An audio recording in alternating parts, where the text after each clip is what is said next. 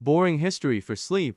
When Byzantine chefs debated the perfect fig jam. Hey guys, tonight we are going to drift through the shadowy, spice-laden streets of Constantinople in the dead of night, when the sea breeze carries the scent of baking bread and bubbling fig jam straight into your sleepy brain. You're in sandals? Of course, don't ask me why. You just are. In the cobblestones beneath you are slick from an earlier rain. The lamps along the street cast that golden, almost syrupy glow, the kind that makes every puddle look like molten honey. Somewhere down the hill, a lone cat yowls like it just read the latest market tax decree. You probably won't survive this, unless your idea of danger involves stepping in sticky molasses that dripped from a cart 3 hours ago. So, before you get comfortable, take a moment to like the video and subscribe, but only if you genuinely enjoy what I do here. And hey, tell me in the comments where you're listening from, and what time it is where you are. Now, dim the lights, maybe turn on a fan for that soft background hum, and let's ease into tonight's journey together. The streets are unusually hushed for a city that never truly sleeps. You pass the shuttered front of a silversmith shop,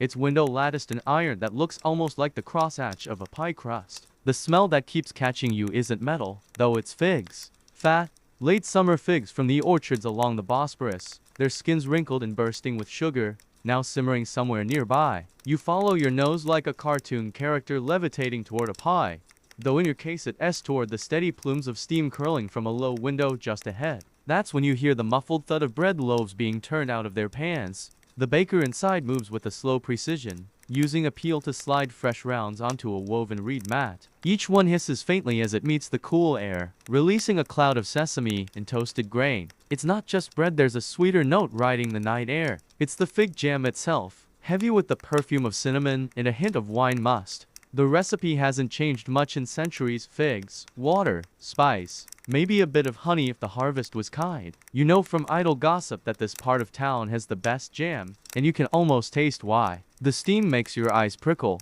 The sugar clings to the ear like a warm blanket you could breathe in forever. But there's something else here, an undertone of voices. Low, patient, sometimes punctuated with short bursts of laughter. It's the kitchen staff of the Imperial District, finishing their night shift, which is really just the beginning of their day. The main kitchen lies behind high stone walls, but its outer bakeries and prep rooms stretch into the public streets, drawing in passers-by like moths to a fragrant torch. Your sandals scuff over scattered grape stems, and you glance toward the harbor. In the dark, the masts look like a forest of black spears, their ropes humming with the wind. Somewhere among those ships, barrels of spices are being unloaded: nutmeg, cloves, cinnamon destined to disappear into sauces and jams before the sun rises.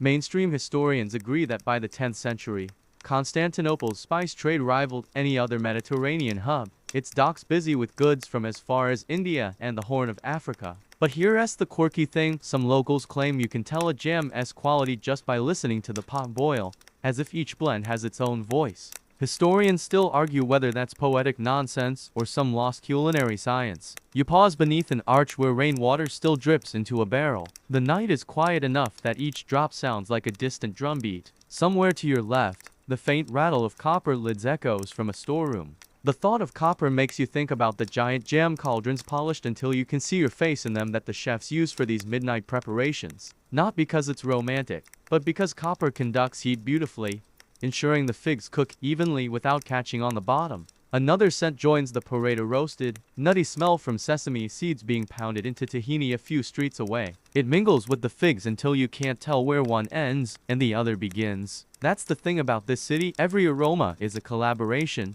Even in a simple jam, there's the echo of bread ovens, roasting nuts, sea air, and the faint tang of fermenting wine from the next district over. You keep moving, drawn deeper into the labyrinth. A woman in a headscarf sweeps the front of her shop, sending little bursts of fig leaves and sawdust into the street. She doesn't look up, but you catch the faintest smile. This is the hour when the city belongs to people like her, the ones who work while everyone else dreams. Somewhere in the palace kitchens, debates are already simmering alongside the fruit. You'll get there soon enough, but for now, you're content to stroll in the glow of lamplight, letting the smells of the night wrap around you like a cloak. Every step feels slower, softer, as if the cobblestones themselves are cushioning your tread, inviting you to linger. And linger you will, because the heart of this story lies just beyond the next turn, where the air grows warmer and the street narrows into a ribbon of spice bread and the sweet promise of something worth losing sleep over.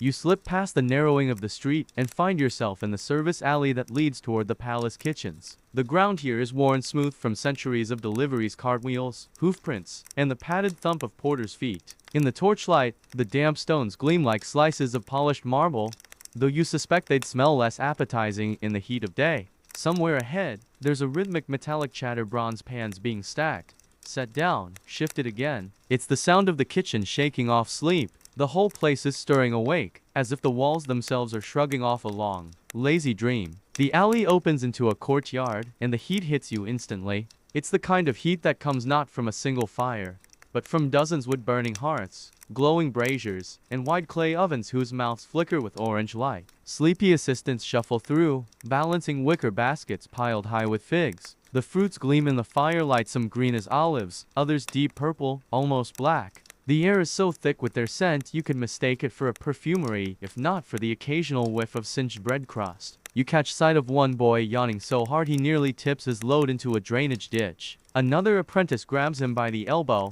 muttering something that's probably not very polite, and the two disappear into a side door.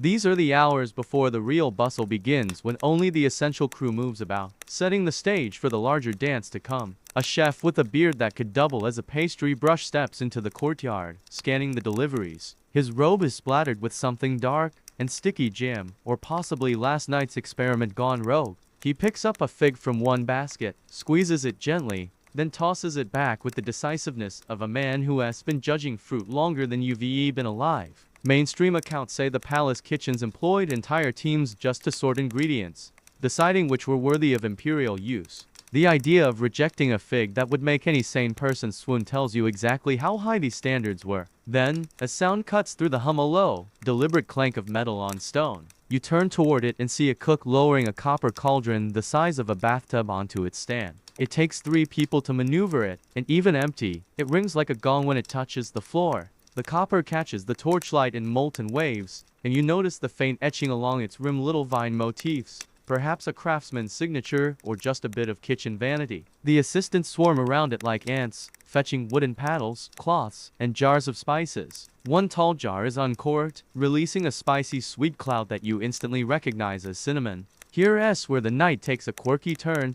One of the cooks sprinkles a pinch of the spice on his hand, licks it, and nods solemnly as if approving a battle plan. No one reacts, they've clearly seen him do this before. Historians still argue whether such taste tests were genuine measures of quality or just theatrical flourishes for anyone watching.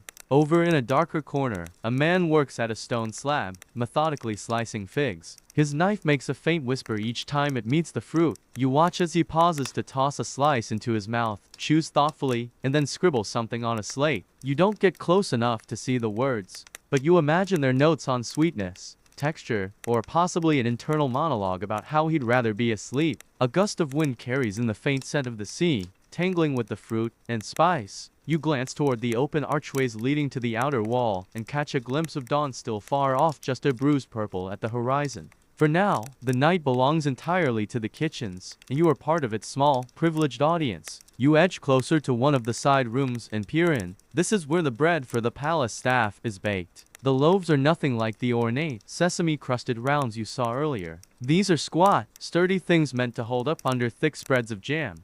A baker pulls one from the oven and cracks it open with his bare hands, letting the steam curl upward in a ghostly ribbon. Without looking, he reaches for a ladle of something dark and dripping. It could be yesterday's batch of jam or a sauce for the cooks to taste against the new figs. He smears it across the bread, tears off a bite, and chews with the weary focus of someone judging the whole night's work on one mouthful. The rhythm of the place is hypnotic. Footsteps, ladles clinking, firewood popping, the occasional muffled laugh. You realize you've been standing there for longer than you meant to, lulled by the sensory overload. Then, from somewhere deeper in the kitchen, a voice calls out sharply in Greek a command, followed by the scurrying of feet. Something's about to happen. You step back into the courtyard just as another wave of baskets arrives, these ones lined with fig leaves to keep the fruit from bruising. The smell intensifies, as if the courtyard itself is exhaling figs and spice. It's clear now, this isn't just prep work. This is the overture to a performance. Every fig washed, every spice jar opened, every copper pot warmed is part of a choreography the city's been refining for centuries. And tonight, you're going to see the whole show.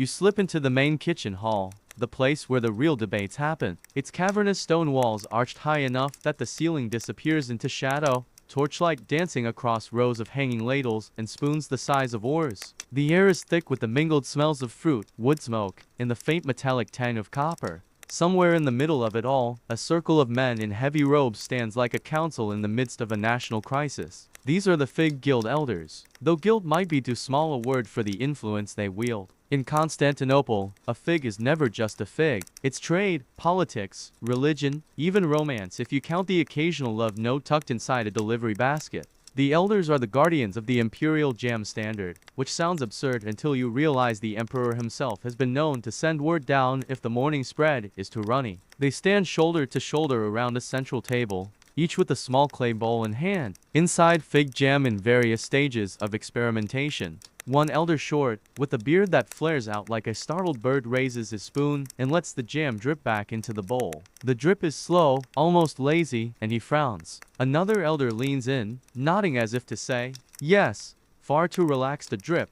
The first point of contention tonight seems to be thickness. The more conservative faction insists on a jam so dense it can cling to the underside of a spoon without sliding off, even if you turn it sideways. The more progressive cooks argue for something looser, silkier, that will soak into bread rather than sit atop it like a lump. You hover nearby, torn between the two visions, though admittedly you're imagining the latter with an indecent amount of butter. Here's your mainstream fact for the evening. In the Byzantine Empire, guilds weren't just about trade, they controlled quality, prices, and even who was allowed to make certain goods. The Fig Guild would have had rules about harvest dates, transport methods, and, yes, texture. Now for the quirky tidbit, some records suggest these meetings were conducted in almost complete silence, with disagreements expressed through a coded system of spoon tapping. You glance around now, and sure enough, a few elders tap their bowls to taps for agreement, 3 for dissent. Historians still argue whether this was a genuine tradition or just a way to keep the apprentices from overhearing too much gossip. One elder, a tall man with narrow eyes,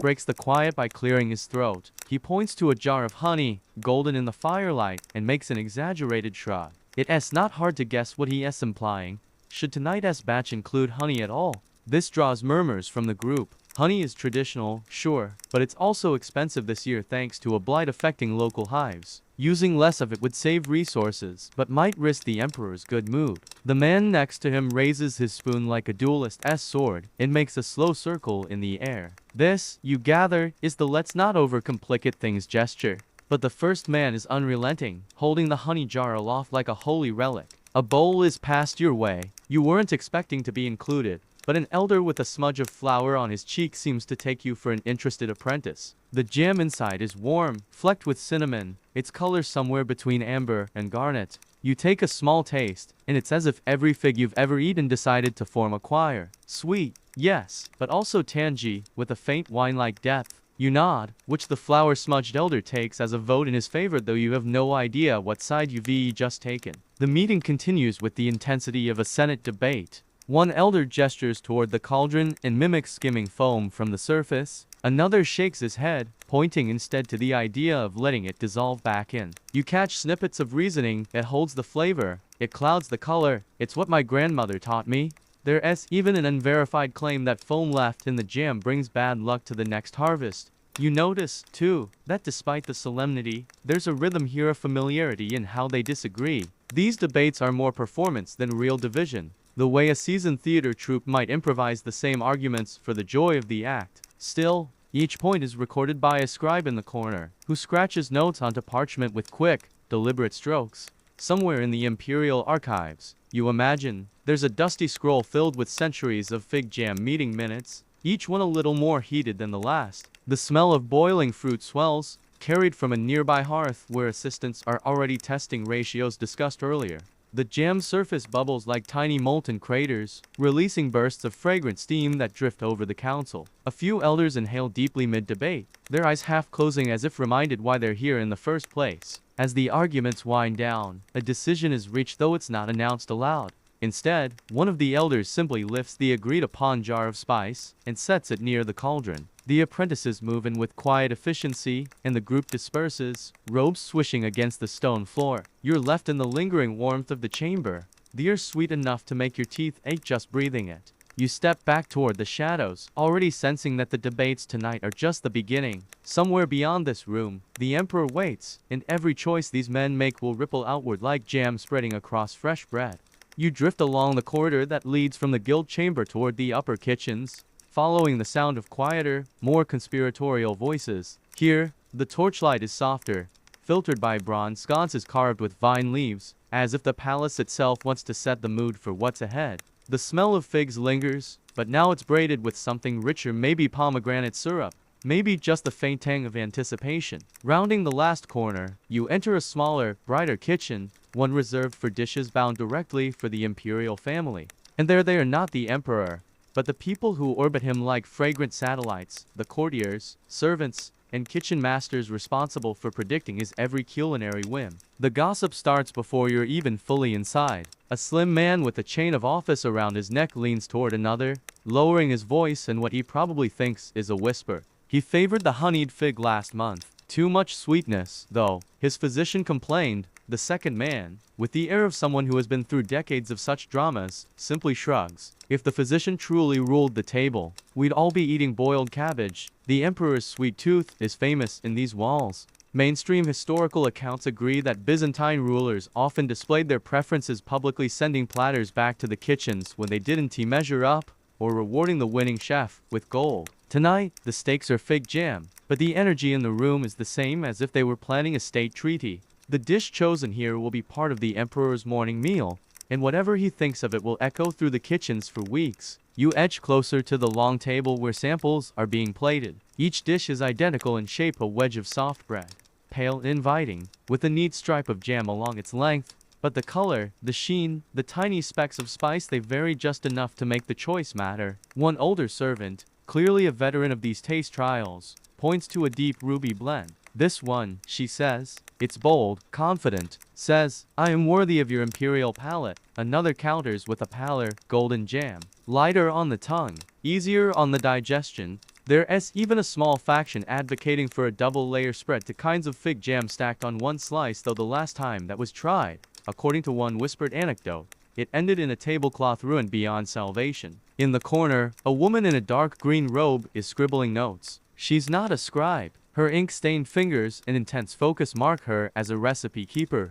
These were the people who, in the Byzantine kitchen hierarchy, guarded formulas like state secrets. The quirky rumor, some recipe keepers supposedly wrote decoy versions in the official ledgers, hiding the real ratios in private codes only they could read. Historians still argue whether this was culinary espionage or simply paranoia with a ladle. The conversation turns to texture. To smooth and he'll think it's foreign, says one courtier. To chunky and he'll think the kitchen's lazy, replies another. The head taster, yes, there is a head taster, complete with the ceremonial spoon, samples each dish with grave concentration. He pauses longest over the darkest jam, rolling it over his tongue like a jeweler inspecting a diamond. His verdict is murmured to the kitchen master, who nods but offers no visible reaction. You can't help but notice how much theater there is in this process. Every raised eyebrow, every slow nod, every artful pause is as much for the benefit of the surrounding audience as for the jam itself. It's almost enough to make you forget that somewhere upstairs, the emperor might still be asleep, entirely unaware that half his household is pacing like actors before a premiere. Someone enters from the side door carrying a small silver dish. The contents look thicker, richer, with a darker hue than any of the others. A ripple of curiosity moves through the room. No one speaks, but all eyes follow as it's set apart from the rest, as if it's not quite ready for public discussion. You file that away for later. Something tells you it will matter. For now, the tasting continues. Plates are swapped out, servants bustle to fetch fresh bread, and the air hums with nervous energy. You realize, standing here, that the emperor's table isn't just about feeding him, it's about telling him a story, one sweet spoonful at a time. And tonight's chapter is still being written in the quiet clinks of spoons and the soft, sticky whispers of figs surrendering to heat. The further you move into the kitchens, the stronger the scent of cinnamon becomes, and with it comes an undertone of tension. You follow it into a storage hall lined with clay jars and burlap sacks, where the real battleground tonight isn't the figs, it's the spice supply. A pair of merchants, their cloaks still damp from the harbor mist, are speaking in quick, urgent Greek to a palace steward. One of them gestures dramatically toward a rolled-up manifest, jabbing at it like it's an enemy map. The steward's expression stays carefully neutral, but you can tell by the twitch in his jaw that the news is bad. Word seeps out quickly, a shipment from the eastern spice ports has been delayed. The culprit, unfavorable winds, or so the merchants say, though you suspect unfavorable winds is medieval trade code for pirates or politics. Either way, the delay has turned cinnamon into a rare commodity, and this is a problem for more than just your bedtime jam narrative. Mainstream historians agree that cinnamon was among the most prized imports into Byzantine kitchens, not just for desserts but for sauces, wines, and even medicinal tonics. Without it, the jam debate shifts instantly into a more desperate register. Should they ration the remaining supply, replace it with a lesser spice, abandon it entirely and risk the emperor noticing? One assistant, perhaps too young to know better, suggests using ground bay leaves as a substitute. The look he gets from the head cook is so withering you almost feel it scorch the air. Still, the suggestion isn't entirely absurd. There are obscure references to bay-scented jams and a few monastic records. Quirky, yes, but also dangerously experimental for a morning spread meant to soothe the ruler of a vast empire. Historians still argue whether such substitutions were signs of ingenuity or simply acts of culinary desperation. The cinnamon discussion spreads like, well, cinnamon dust and hot air. In one corner, a cook argues for using cloves instead, sharper, spicier, but potent enough to distract from the absence. Another proposes nutmeg, claiming it would lend an exotic air to the jam. But there's resistance to anything too exotic. After all, this is supposed to be comfort food, not a diplomatic gambit in spice form. The steward finally intervenes, raising his hands for silence. The emperor will not hear of shortages, he says flatly. We will serve him as we always have, which, of course, means that someone will have to find the cinnamon. Eyes shift toward the merchants, who shrug as if to say, unless you can control the wind, we've done our part. You trill after a group heading to the inner storeroom, curious to see just how dire the situation is. Inside, the air is cool and dry, with rows of sealed amphorae in small carved boxes for the most precious goods. A wooden chest is unlocked, and there it is, a jar of cinnamon sticks, the last of the current supply. The sticks are dark, curling tightly in on themselves, their scent still heady even from a distance. One cook runs his fingers over the rim of the jar, as if drawing courage from it. Enough for one batch, he murmurs. Another suggests saving it for the emperor's personal portion only, letting the rest of the household make do without. It's a pragmatic solution, but it makes you wonder how quickly resentment could brew in a kitchen when the ruler eats better than his entire staff combined. Meanwhile, in the background, an apprentice is quietly grinding cardamom pods, perhaps as a precaution. The sound of the pestle against stone is steady, rhythmic, almost calming, until you remember it's the percussion section in an ongoing crisis. Back in the main kitchen, you watch as the cinnamon is portioned out with the precision of gold dust being weighed. Each stick is inspected, split, and dropped into the pot of figs, releasing that unmistakable aroma. For a moment, the tension eases. The jam smells like tradition again, but the knowledge lingers that once this pot is served, the cinnamon is gone until the ships arrive, if they arrive. You can't help but think how fragile even the most entrenched traditions are. One delayed ship, one season of bad weather, and the taste of an emperor's breakfast might change forever. And somewhere, perhaps even now, a pirate is licking fig jam off his fingers without realizing he has rewritten a small chapter of Byzantine history. Word count 1091. The courtyard heat pulls you back toward the main hearths, where the real magic, well, the boiling happens. A copper cauldron the size of a small well is already in full froth, figs breaking down into a molten mass under the careful, constant motion of several long-handled spoons. It's like watching a slow, hypnotic duel, spoon against spoon, each cook with their own rhythm, their own philosophy of how jam should be stirred. On the left, a broad-shouldered man stirs clockwise in deliberate, sweeping arcs, skimming the foam from the surface with each pass and dropping it into a separate bowl. Too much foam spoils the texture, he grumbles to no one in particular. Across from him, a weary woman stirs in figure eights, never skimming at all. Foam is flavor, she says sharply. You skim, you lose the essence. Mainstream accounts of Byzantine cooking mention this very debate, whether to skim or not skim, especially in preserves. Foam, for the record, is just air in solids rising during the boil. But in a world without refrigeration, clarity and texture could mean the difference between a luxury product and a cloudy disappointment. Here's the quirky angle. Some cooks believe that skimming too much would offend the fruit spirits, leading to soreness in storage. Historians still argue whether that's genuine superstition or a metaphor for losing too much of the good stuff. The cauldron hisses and pops, little bursts of molten jam landing on the rim like amber jewels. An apprentice hovers nervously with a cloth, wiping them away before they burn. The smell is intoxicating, deep, sugary, with the cinnamon from earlier now swirling through it like a secret promise. You lean in slightly and feel the humid wave of heat roll over your face, making you blink. The cooks mutter about temperature, watching the boil like it's a living thing. "Too fierce," says one. "We'll scorch it." Another shakes his head, insisting that a fierce boil disciplines the fruit. Every few minutes, they lift the spoons, let the jam run back in, and judge by how it falls. Thick ribbons, still needs time. Thin streams, almost there. One even bites the spoon, ignoring the heat just to feel the texture on his tongue. In the corner, a boy is chopping additional figs,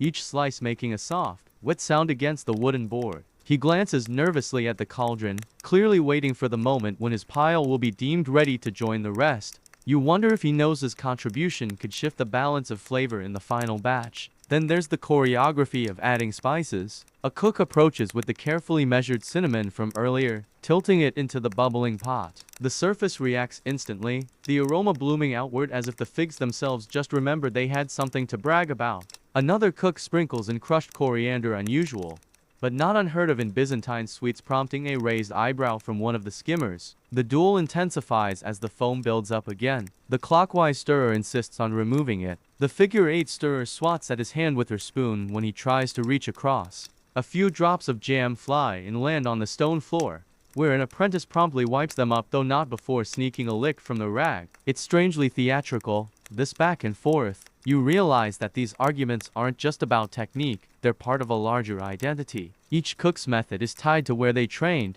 who taught them, and what perfect means in their memory. To change their method would be to admit their teachers were wrong, and that's a kind of heresy you don't risk lightly here. Finally, a consensus of sorts emerges. The foam will be skimmed gently, not entirely removed, and stirred back in during the final stage. Neither side is entirely happy, but the decision is made. 2 apprentices are sent to fetch the wide cooling trays, where the jam will be spread in shallow layers to set. The movement around the cauldron shifts from argument to cooperation, spoons working in synchronized patterns as if someone flipped an invisible switch. As the first ladleful is poured out, you catch the deep, rich sheen of the jam under the torchlight. It's thick but still fluid, studded with fig seeds that sparkle faintly like grains of sand in amber. The smell is enough to make your stomach growl, though you try to disguise it under a casual cough. Somewhere behind you, another pot begins to bubble. The night isn't done. There are still more figs, more debates, and more spoons to cross before dawn. But for now, the great copper cauldron has reached its moment of harmony, and you've had a front row seat to one of the smallest yet fiercest culinary battles in the empire. The air shifts as the next pot comes to life, not with figs alone, but with something brighter and more foreign on the nose. You drift toward it, weaving between tables stacked with bowls, cloths, and the occasional abandoned knife. When you arrive, the steam tells you before your eyes duke sugar. Not honey, not grape must, but cane sugar, crystalline, white, and unmistakably imported. A younger cook is pouring it in measured handfuls, the granules hissing as they hit the hot fruit. Around her, the older cooks exchange looks that could curdle milk. This isn't just a matter of taste, it's a small scandal. In these kitchens, cane sugar is still a relative novelty. Mainstream historians note that it entered Byzantine markets via trade with Arab merchants, prized at first for medicinal uses before creeping into confectionery. The problem: purists insist that true Byzantine jam is sweetened only with local honey or reduced fruit juices. To them, cane sugar is a foreign intrusion, one that dulls the natural brightness of the figs. It makes the fruit lazy, one bearded traditionalist mutters, as though sugar were a sedative. You watch as the younger cook keeps her eyes on the pot, ignoring the mutters. The sugar melts quickly, disappearing into the jam and deepening its gloss. The scent changes subtly, less earthy, more like candied fruit. It's seductive in its way, but also different. Here's a quirky tidbit. Some medieval physicians believed sugar could cool the body's humors, which made it suspicious in winter months when warmth was prized. Historians still argue whether this belief slowed sugar's acceptance in daily Byzantine cooking, or whether the resistance was mostly about cost and trade politics. The head cook approaches, his expression unreadable. He dips a spoon into the pot, blows gently, and tastes. His eyes narrow. The room seems to hold its breath. After a pause long enough to be theatrical, he sets the spoon down and simply says, "Again." The younger cook nods, adjusts the heat, and adds more figs to balance the sweetness. There's a quiet ripple through the room, not triumph, not defeat, just the acknowledgement that the sugar experiment isn't going away tonight. Some whisper that this could be the beginning of a new imperial style, while others mutter that it's a fad that will vanish when the trade winds change. You glance toward a shelf where jars of honey sit, thick and golden in the lamplight. For centuries, they've been the default, the safe choice, the one that tied the kitchen to its land and its bees. Tonight, those jars look like dignified elders watching a brash newcomer charm half the court. The pot bubbles on, the sugar fully absorbed now, and its aroma softens into something almost floral. An apprentice passes behind you carrying a tray of empty glass jars, the fine kind, meant for high tables rather than storerooms. Looks like this batch is destined for someone important. In a moment of curiosity, you step closer and ask an older cook if the emperor will notice the difference. He gives a dry chuckle. If he doesn't, his physician will. And then we'll all hear about it. The pot is lifted from the fire, carried with great care to a cooling table. A sheen has developed on its surface, catching the light like wet lacquer. The younger cook ladles it into jars, her movement steady but her jaw tight. She knows the next day's verdict could cement her as an innovator or mark her as the woman who corrupted the emperor as figs. As the last jar is sealed, you notice something small but telling. No one dares taste the dregs left in the pot. Perhaps it's superstition, perhaps respect, or perhaps no one wants to be caught having an opinion before the emperor does. The debate over sugar versus honey won't be settled tonight nor in your lifetime, probably. But the scent of that sugar-laced jam clings to your clothes as you move away, a reminder that even in the most tradition-bound kitchens, change sometimes bubbles up when no one's looking. By now the kitchen's heat has you moving slower, like you're wading through warm syrup. You wander toward a long trestle table where the serious business of testing the night's work is in full swing. No gilded plates here, just thick slices of bread, still warm from the oven, and a parade of ladles hovering above them like birds of prey. The first ladle dips into the dark, honey-based jam from earlier. A cook tilts it slowly, letting the thick spread ooze onto the bread in a heavy ribbon. The bread sags slightly under the weight, the crust barely holding its shape. Next, the sugar-laced batch gets its turn, more fluid, more reflective under the lamplight. It soaks into the bread like rain disappearing into dry earth. It's a sight both comforting and strangely intense, because each slice isn't just a snack, it's a verdict. The tasters are lined up on either side of the table, some in fine robes, others in simple tunics, but all wearing the same air of solemn expectation. A thin man with a scar across his cheek is the first to take a bite. He chews slowly, eyes closed, as if expecting a vision.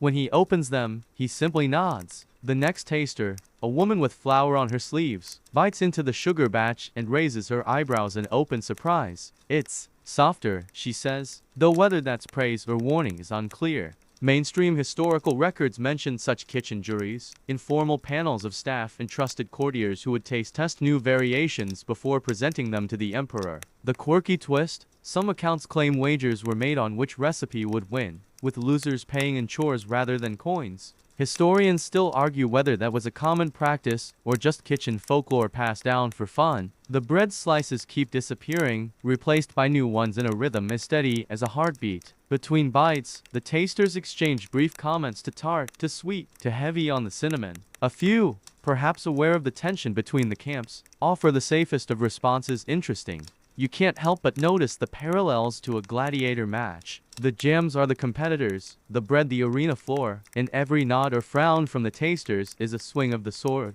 The cooks hover nearby, watching for the tiniest sign that their work is winning hearts. In the middle of the table, a neutral party, an older baker, keeps score on a scrap of parchment. He marks little dots under each batch's name, sometimes hesitating before committing ink to the page. One cook, unable to contain herself, leans over his shoulder to peek. The baker swats her hand away without looking up. Then there's you, standing just within reach of the sugar batch. A slice of bread is thrust toward you before you can protest. The jam glistens in the torchlight, inviting as a secret. You take a bite, and for a moment, everything else fades. The figs melt into sweetness, the sugar adding a crystalline clarity that makes the fruit taste fresher than it has any right to at this hour.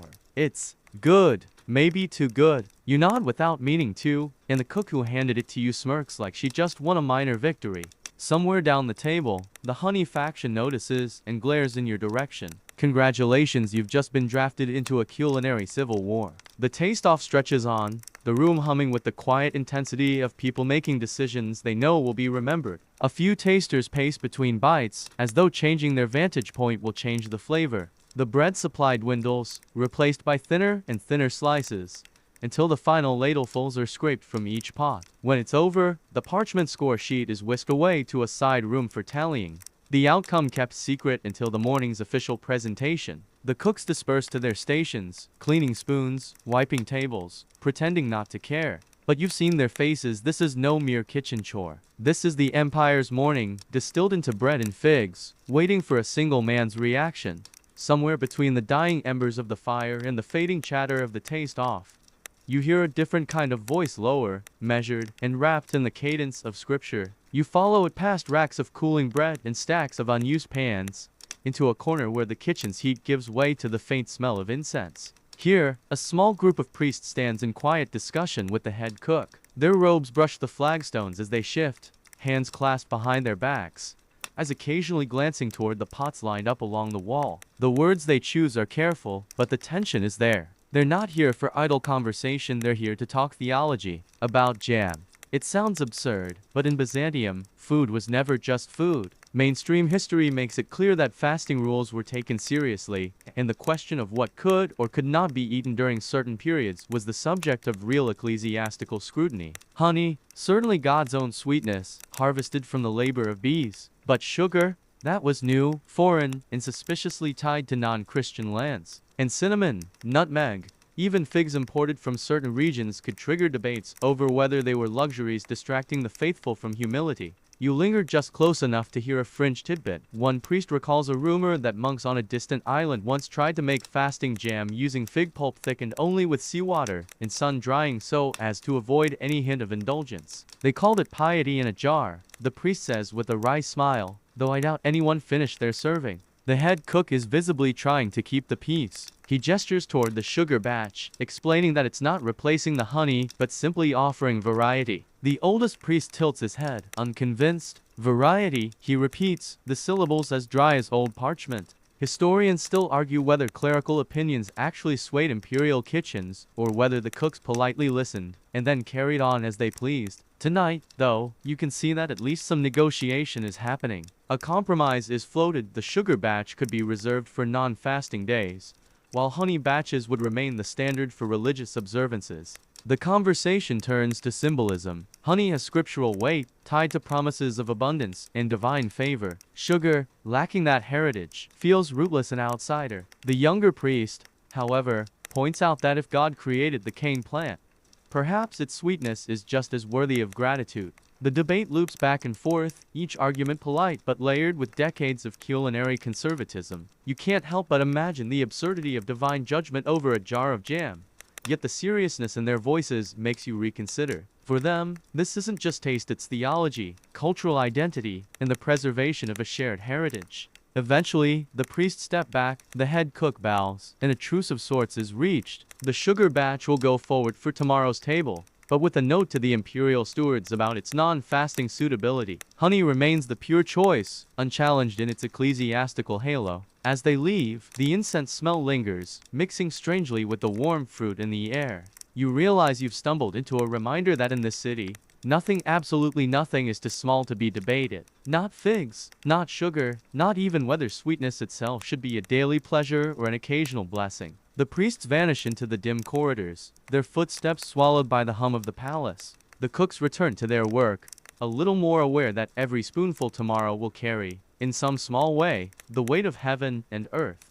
The kitchen's clamor fades to a softer rhythm, now wooden spoons knocking against pot rims, the occasional hiss of steam, and the steady thump of knives on cutting boards in distant corners. You drift toward a quiet alcove where two men are bent over a low bench, their voices pitched in the confidential tone of conspirators. These aren't cooks. Their sleeves are rolled high, and their hands are ink-stained rather than flour-dusted. Merchants, fig traders, to be exact, here on the pretext of delivering their wares, but lingering long enough to make sure their fruit is getting the right kind of attention. You catch the words roads and Black Sea coast, and realize you're about to overhear something juicier than jam. One of them produces a ledger, its leather cover worn soft with years of handling. He taps at columns of numbers that look suspiciously padded. The other shakes his head, muttering about taxes, tariffs, and the imperial inspectors who always seem to arrive at the least convenient moment.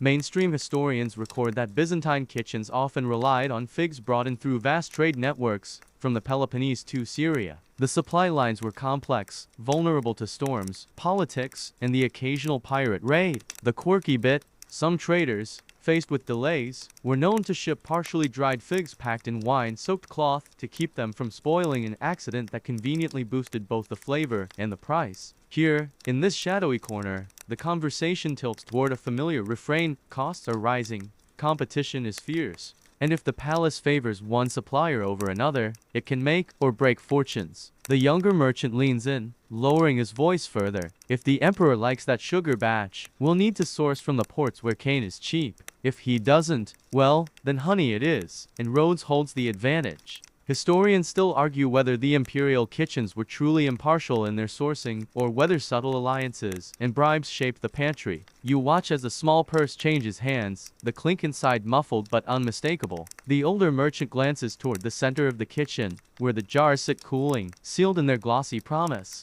One taste, he says, and tomorrow, half the market shifts. It's not hyperbole. One imperial preference could ripple outward, affecting farmhands, beekeepers, sailors, and street vendors for months. The younger one chuckles dryly, and all over fig jam. He doesn't mean it as a joke, but you can't help but smirk. Empires have risen and fallen over less. The two close their ledger, stand, and smooth their tunics as if nothing untoward has passed between them. They walk out together, blending into the larger flow of servants and guards. The bench they leave behind still smells faintly of wine and figs, like a ghost of the goods they've been discussing. You linger a moment, wondering how many times this exact scene has played out, not just here, but in kitchens from Constantinople to Cairo. Behind every bite at a royal table, there's a supply chain of risk, rivalry, and quiet maneuvering. And tonight, that chain is pulled taut, waiting for a single decision to either snap or hold. You wander back toward the center of the kitchen, only to find it's not quite as unified as it seemed earlier. Clusters of cooks have separated into what can only be described as culinary tribes, small groups huddled around their chosen interpretation of the perfect fig jam. At one table, the honey loyalists are fine-tuning their spicing. They debate whether the cinnamon should be ground finer or left in small shards to release its flavor slowly. At another, the sugar faction experiments with tiny amounts of clove, passing the spoon to one another with exaggerated expressions of discovery or disgust. Then there's a third group you didn't see before, the fringe innovators. Their jam glints a darker shade, almost purple-black, and they're stirring something that looks suspiciously like crushed walnuts into it. One of them catches your glance and grins. Texture, he says simply, as though that explains everything. Mainstream history tells us that Byzantine cuisine wasn't afraid of combining textures. Nuts, seeds, and dried fruits often found their way into sauces and pastes. But a quirky tidbit from a half-forgotten travel diary claims that one chef once tried adding sesame oil to fig jam, insisting it was the future of spreads. The reaction? The emperor's hounds reportedly refused it, which became a running joke for years. Here, the debates turn intense. Someone insists that citrus peel is the secret to keeping the sweetness from becoming cloying. Another argues for rosewater, claiming it elevates the jam to poetry. Historians still argue whether rosewater was a common ingredient in Byzantine kitchens or reserved for perfumes and rare desserts. The room seems split on whether its floral notes belong anywhere near figs. You drift between the camps like a wandering diplomat, sampling cautiously so as not to be caught favoring one side. The honey batch tastes as golden as it looks comforting, familiar, like the culinary equivalent of a warm blanket. The sugar version is bright and sharp, the fruit's tang clear and lively. The walnut-infused one, well, it's interesting. The crunch is pleasant at first, but then you're not sure if you're eating jam or trail mix. Every so often, a cook from one camp will try to accidentally place a spoonful in front of a rival, gauging their reaction. Most respond with polite nods, but occasionally someone grimaces, and then the room's temperature shifts. Quiet murmurs, quick glances, the kind of small social ripples you only notice when you're watching for them. It's all strangely exhilarating. For something as seemingly mundane as fruit preserves, you realize this is more than recipe tweaking its identity. Every faction here wants their version to be remembered, not just as the jam of the moment, but as the jam, the one future palace cooks will whisper about when they lay elbow deep in figs a century from now. By the time you've made the rounds, The air is thick with spice and pride. There's no clear winner. Not yet, but the sense of impending judgment hangs in the air like the scent of cinnamon, impossible to ignore. Somewhere beyond the kitchen's heat and chatter, a new sound emerges, boots scuffing against polished stone. The metallic jingle of sword belts. The polite, but firm tone of palace guards announcing arrivals. You follow the ripple of attention toward a side entrance, where a procession of unfamiliar figures steps into the room. They're the foreign delegates, envoys, merchants, and minor dignitaries from corners of the empire's orbit. Their clothes are a patchwork of silks, wools, and embroidery you don't recognize. Some wear turbans wound in neat spirals, others fur caps against the night's chill, and a few simply look like they've been traveling too long and would kill for a chair. Mainstream history notes that diplomatic visits to Constantinople often included culinary showcases, food as both a gift and a quiet form of propaganda. Tonight, that means fig jam is about to become an international statement. The quirky part: a Persian chronicle once claimed that one delegation returned home from Byzantium with a jar of fig preserves so beloved by their ruler that he kept it under lock and key, guarded as if it were a crown jewel. The delegates are ushered to a long table draped in deep blue cloth, its surface scattered with small plates of bread and samples of each jam variant. The air smells sweeter here, calmer somehow, though you suspect that's an illusion beneath the formal smiles. Everyone's evaluating everyone else. You watch as a tall, thin man from the caliphate leans forward, examining a honey-based sample before tasting it with careful reserve. His face remains neutral to neutral until he swallows, then inclines his head just enough to suggest polite approval. Next, a Slavic envoy approaches the walnut-laced batch. His brow furrows at first bite, then he breaks into a slow grin. Like home, he says in accented Greek, nodding appreciatively. You imagine his homeland's own traditions of combining nuts and fruit, and how this small gesture might feel like a bridge across cultures. A Venetian trader, clearly more interested in the sugar-based jam, takes a generous spoonful, then another. He turns to a fellow merchant and mutters something about profitable imports, which is probably exactly what the kitchen's sugar faction wanted to hear.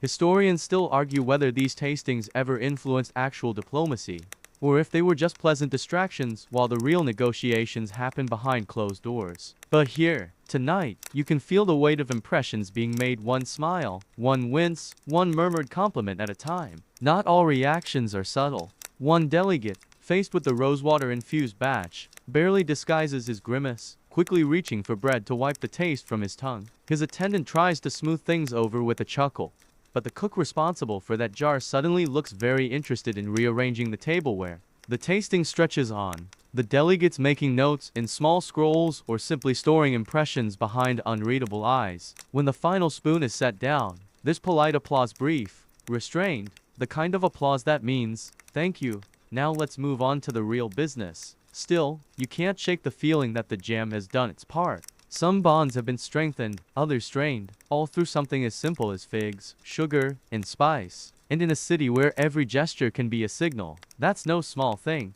The air in the kitchen has shifted, less public spectacle now, more of a quiet hum that suggests the most interesting things are about to happen somewhere else. You notice two chefs slipping toward a narrow side corridor, each carrying a covered pot. Their movements are purposeful, almost too casual, like thieves who've convinced themselves they're invisible. You follow, keeping a few paces back, until the corridor turns sharply into a small chamber you haven't seen before. It's barely big enough for a table, a hearth, and a few shelves stacked with jars and bundles of herbs. The door shuts behind them with a muted thud, and you hear the scrape of a bolt sliding home. Mainstream accounts tell us that Byzantine kitchens were hierarchical, with recipes guarded like state secrets. A master chef's signature dish could be as valuable as any military code. The quirky tidbit: there's a surviving note from a monastery kitchen that complains about a recipe thief sneaking in at night to copy the spice proportions for a coveted apricot preserve.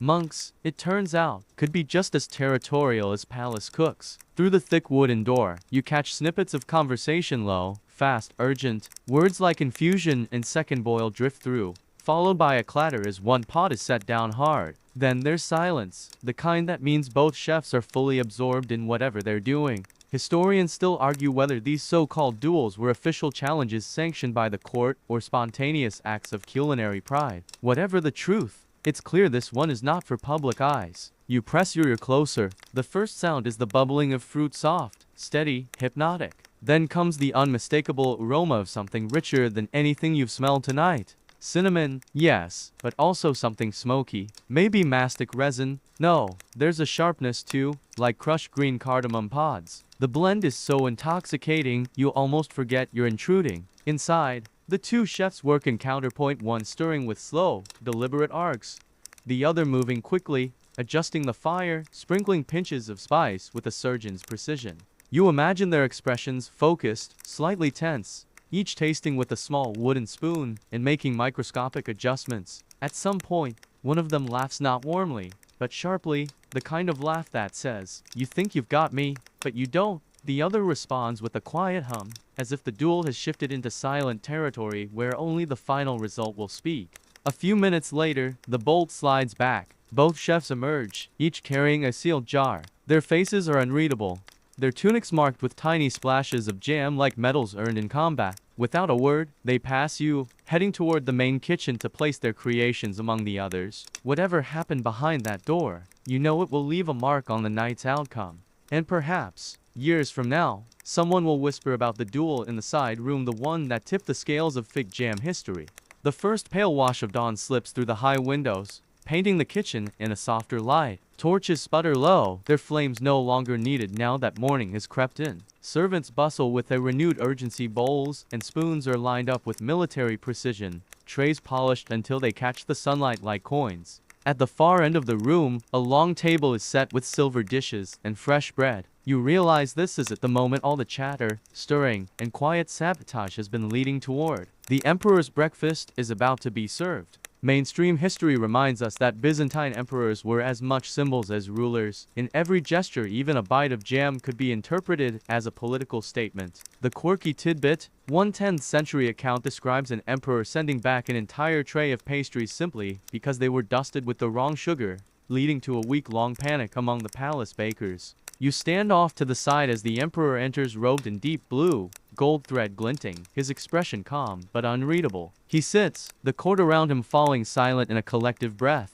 A servant steps forward with the first offering, the honey-based fig jam, its surface glistening in the morning light. The emperor takes a piece of bread, spreads the jam with slow care, and tastes. There is a pause long enough for every chef in the room to feel it, like a hand squeezing their chest, then a small, approving nod. Quiet exhalations ripple through the honey faction. Next comes the sugar-based version. He tries it, tilts his head slightly, as though the sweetness surprises him. It's neither a grimace nor a smile, just a contemplative moment before he sets the bread down. The walnut-laced jam follows, earning a raised brow a flicker of intrigue, perhaps even mild amusement. The rosewater-infused one draws no reaction at all, which is somehow worse than disapproval. Historians still argue whether the emperor's expressions in moments like these were carefully rehearsed or genuine flashes of opinion. Watching him now, you could believe either. Finally, the two dual jars are brought forth, their seals broken in full view of the court. The emperor tastes the first slight furrow, then a slow nod. The second earns a longer pause, then the faintest curve of a smile. Not a grin, not even close, but enough to make the two chefs exchange the briefest, tightest of glances. There's no grand proclamation, no official declaration of a winner. The emperor simply gestures for more bread and, without fanfare, asks for the second dual jar to be placed within arm's reach. That, you realize, is victory in its purest form. The room resumes its hum, a mix of relief, disappointment, and private triumph. The emperor continues eating, as if the world beyond figs and bread does not yet exist. And for a moment, it really doesn't.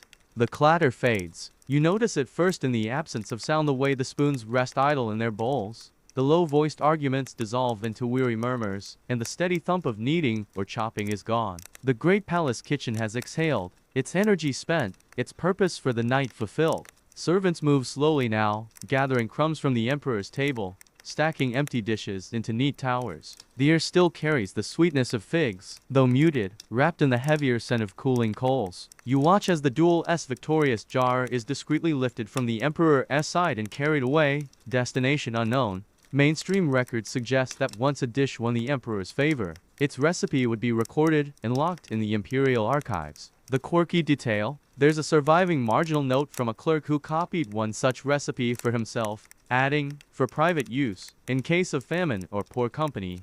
Even in the heart of empire, people hedge their bets. Around you, chefs loosen belts, shrug off aprons, and exchange the kind of nods that mean we survived. Some slip out toward the sleeping quarters tucked deep within the palace, others toward the city streets now bright with morning. Historians still argue whether nights like this were truly about culinary excellence, or if they served as subtle political theater kitchens, as arenas where alliances and rivalry simmered alongside sauces. But standing here, you can feel it was both. The marble floors hold the echo of footsteps long gone, the soot on the hearth marks where the fire burned hottest, and the cooling copper pans bear the memory of what was made. Soon, the palace will move on to its day's business: edicts, petitions, and diplomatic audiences, but for now, there's a stillness. Through a half-open door, you glimpse the city beyond the walls. Market stalls are opening, hawkers already calling out their goods, fig jam among them, of course. You wonder if the vendors know about the duel, the emperor's small smile, the whispered victories. Probably not, but maybe they feel a certain pride anyway, knowing their city's sweet craft has just been tested and found worthy. The kitchen grows quieter still. Someone sweeps the last crumbs into a pan. Someone else snuffs the final torch.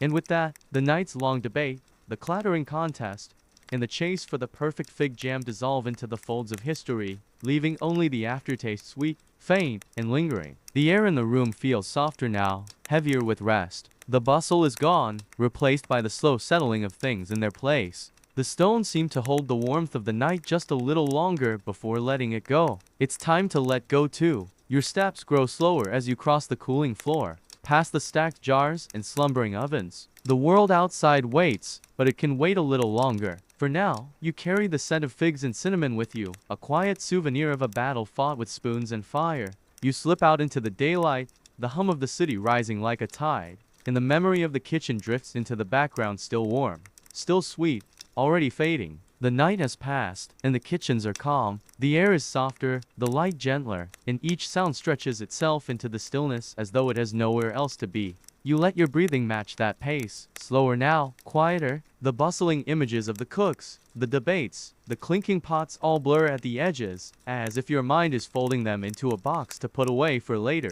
You picture the marble floor cooling under your bare feet, the way the scent of figs thins in the air until it's just a trace. The sky over Constantinople is a pale wash now, the kind of color that doesn't rush the day forward, but lets it arrive on its own terms. Each sound feels more distant: a broom sweeping stone, a jar lid settling with a faint click, a gull's call carried from the harbor. You follow those sounds outward, letting them stretch into long, soft spaces until they're just background hum like a fan in a quiet room, steady and safe. The scene dissolves further until all that's left is the faint glow of the hearth and the slow rhythm of your own breath. The city will move on, the kitchens will heat again, but for you, there's no rush. You can rest here, in the gentle pause after the night's work, with the sweet trace of figs still lingering warm, safe, and unhurried.